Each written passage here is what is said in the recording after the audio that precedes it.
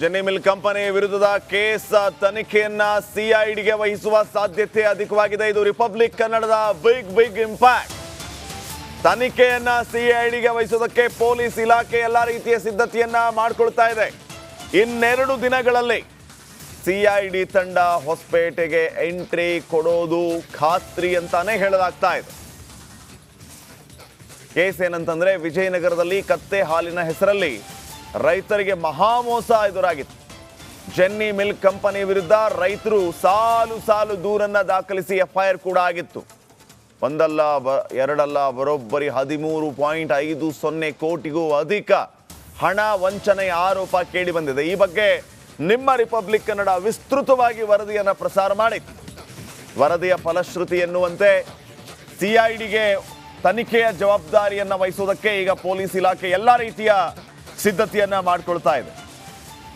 ಅದರ ಸಾಧ್ಯತೆಯೂ ಕೂಡ ಅಧಿಕವಾಗಿದೆ. ಒಂದು ಹಂತದಲ್ಲಿ ಸಿಐಡಿಗೆ ಇನ್ವೆಸ್ಟಿಗೇಷನ್ನ ರೆಸ್ಪಾನ್ಸಿಬಿಲಿಟಿ ಕೊಟ್ಟರೆ ಈ ಜೆನ್ನಿ ಕಂಪನಿ ಹಾಗೇನೆ ಯಾರೆಲ್ಲ ಮೋಸ ಮಾಡಿದ್ದಾರೆ ಇವರ ಎಲ್ಲ ಬಟ ಬಯಲಾಗೋದು 100ಕ್ಕೆ 100ರಷ್ಟು ನಿಶ್ಚಿತ.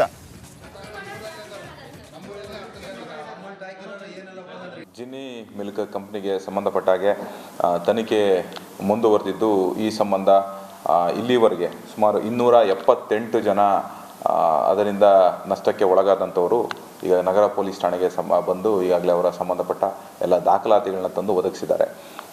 ಈ 278 ಜನಗಳಲ್ಲಿ ಒಟ್ಟು 13,51,07,000 ವರೆಗೆ ಅವರಿಗೆ ನಷ್ಟ ಆಗಿರುವಂತಹ ಒಂದು ದಾಖಲಾತಿಗಳು ಮತ್ತು ಬೇಕಾಗಿರುವಂಥ ಕಡತಗಳನ್ನ ತಂದು ನಮ್ಮ ಪೊಲೀಸ್ ಠಾಣೆ ತನಿಖಾಧಿಕಾರಿಗಳಿಗೆ ವಹಿಸಿಕೊಟ್ಟಿದ್ದಾರೆ.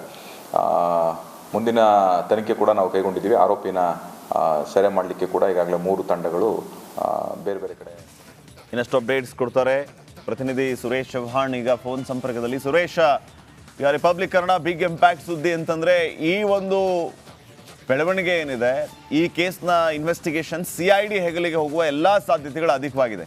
ಈಗೇನು ಹೇಳ್ತಾರೆ ಮೋಸ ಹೋದಂತಹ ರೈತರು, ಏನೆಲ್ಲ ಅಪ್ಡೇಟ್ಸ್ ಕೊಡ್ತೀರಿ ವಿಚಾರಕ್ಕೆ ಸಂಬಂಧಪಟ್ಟಂಗೆ? ಖಂಡಿತವಾಗ್ಲೂ ಶ್ರೀಪಾದ್, ಏನು republic Kannada Jenny milk company ವಿರುದ್ಧ ಏನು ರೈತರಿಗೆ ಮೋಸ ಮಾಡಿರ್ತಕ್ಕಂಥದ್ರ ಬಗ್ಗೆ ಸವಿಸ್ತಾರವಾದಂತಹ ವರದಿಗಳನ್ನ ಕಳೆದ 1-2 ವಾರಗಳಿಂದ ಬಿತ್ತರಿಸ್ತಾ ಬರ್ತಾನೆ ಇದೆ. ಆ ಇಂಚಿಂಚು ಮಾಹಿತಿ ಕೂಡ ಮೊದಲನೇದಾಗಿ ರಿಪಬ್ಲಿಕ್ ಕನ್ನಡ ವರದಿಯನ್ನ ಮಾಡಿದಂಥ ಸಂದರ್ಭದಲ್ಲಿ ನಾವು ರೈತರಿಗೆ ಯಾವುದೇ ರೀತಿ ಮೋಸ ಮಾಡ್ತಾ ಇಲ್ಲ ಅಂತಕ್ಕಂಥ ವಿಚಾರವನ್ನ ಜೆನ್ನಿ ಮಿಲ್ಕ್ ಕಂಪನಿಯ ಮ್ಯಾನೇಜರ್ಗಳು ಹೇಳಿದ್ರು. ಅದಾದ ಬಳಿಕ ಏನು ಜೆನ್ನಿ ಮಿಲ್ಕ್ ಕಂಪನಿಯ ಟ್ರೇಡ್ ಲೈಸೆನ್ಸ್ ಕ್ಯಾನ್ಸಲೇಷನ್ ಬಗ್ಗೆ ಏನು ನಗರಸಭೆ ಅಧಿಕಾರಿಗಳು ಆ ಜೆನ್ನಿ ಮಿಲ್ಕ್ ಕಂಪನಿಗೆ ಬೀಗವನ್ನ ಹಾಕ್ತಾರೆ. ಆ ಬೀಗ ಹಾಕಿದ ಬಳಿಕ ಇದರ ಬಂಡವಾಳ ಬಟ ಬಯಲಾಗ್ತದೆ. ಏನು ಯಾವಾಗ ಜೆನ್ನಿ ಮಿಲ್ಕ್ ಕಂಪನಿಯ ಇದಕ್ಕೆ ಬೀಗ ಹಾಕ್ಲಾಗ್ತದೆ ಆಗ MD ಮತ್ತೆ ಮ್ಯಾನೇಜರ್ ಎಲ್ಲರೂ ಕೂಡ ಫೋನ್ ಅನ್ನ ಸ್ವಿಚ್ ಆಫ್ ಮಾಡಿ ಹೋಗ್ತಾರೆ.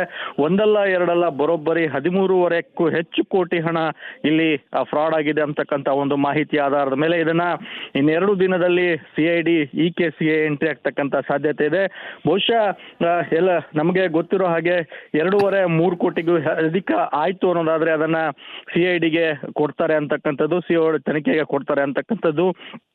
ಈ ರೀತಿಯ ಪ್ರಕರಣಗಳು ಇವತ್ತು ರೈತರಿಗೆ ಮೋಸ ಮಾಡಿರ್ತಕ್ಕಂತಹ ಈ ಒಂದು ಜೆನ್ನಿ ಮಿಲ್ ಕಂಪನಿಯ ವಿರುದ್ಧ ರೈತರು ಸಾಕಷ್ಟು ಆಕ್ರೋಶವನ್ನ ವ್ಯಕ್ತಪಡಿಸ್ತಾ ಇರ್ತಕ್ಕಂಥದ್ದು. 350ಕ್ಕೂ ಅಧಿಕ ದೂರುಗಳು ಹೊಸಪೇಟೆ ಪಟ್ಟಣ ಪೊಲೀಸ್ ಠಾಣೆಯಲ್ಲಿ ದಾಖಲಾಗಿರ್ತಕ್ಕಂಥದ್ದು. ಶ್ರೀಪಾದ್, ನಿಜಕ್ಕೂ ಕೂಡ ಇಂತಹ ಕಂಪನಿಗಳು ಏನು ಇದಾವೆ, ಈ ಕಂಪನಿಗಳ ವಿರುದ್ಧ ಏನು ಇನ್ವೆಸ್ಟ್ ಅನ್ನ ಮಾಡ್ತಕ್ಕಂಥ ಸಂದರ್ಭದಲ್ಲಿ ಯೋಚನೆ ಮಾಡಿ ಇನ್ವೆಸ್ಟ್ ಮಾಡಬೇಕು ಅಂತಕ್ಕಂಥ ಎಚ್ಚರಿಕೆ ಸಂದೇಶವನ್ನು ಕೂಡ ಈಗಾಗಲೇ ಈ ಹಿಂದೆ ನೀಡಿರ್ತಕ್ಕಂಥದ್ದು. ಅದರ ಜೊತೆಗೆ ಮಾಹಿತಿಗಾಗಿ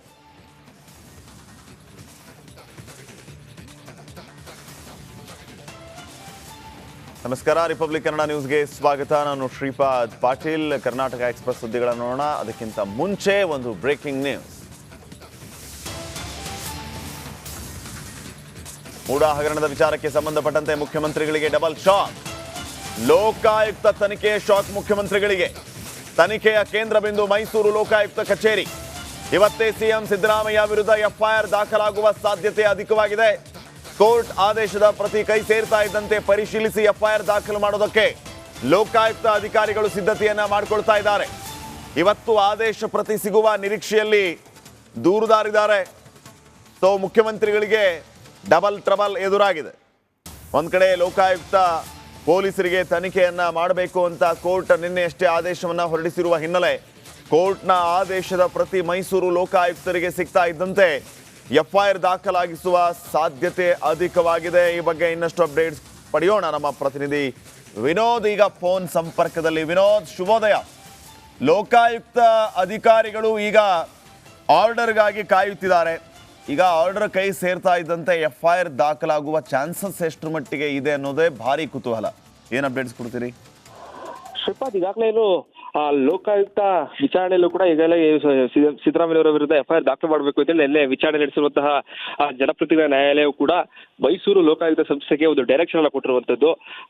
ಈಗಾಗಲೇ ಸಾಕಷ್ಟು ಅಂದ್ರೆ IPC ಸೆಕ್ಷನ್ 120B 166 403 406 420 ಇನ್ನಿತರ ಸೆಕ್ಷನ್ಗಳನ್ನ ಹಾಕಿ ಈಗಾಗಲೇ ಕೇಸ್ ಎಲ್ಲ ದಾಖಲು ಮಾಡಬೇಕು. ಜೊತೆಗೆ ಈಗಾಗಲೇ ಭೂ ಕಬಳಿಕೆ ಕಾಯ್ದೆ ಅಡಿ ಕೂಡ ದೂರು ದಾಖಲಾಗಿರುವ ಕಾರಣಕ್ಕಾಗಿ ಅಂದ್ರೆ ಸ್ನೇಹಮಯ ಕೃಷ್ಣ ಅವರು ಕೊಟ್ಟಿರುವಂತಹ ದೂರಿನ ಆಧಾರದ ಮೇಲೆ ವಿಚಾರಣೆ ನಡೆಸಿರುವಂತಹ ಜನಪ್ರತಿನಿಧಿ ನ್ಯಾಯಾಲಯ ಕೂಡ ನಿನ್ನೆ ಒಂದು ಆದೇಶವನ್ನು ಕೊಟ್ಟಿದೆ.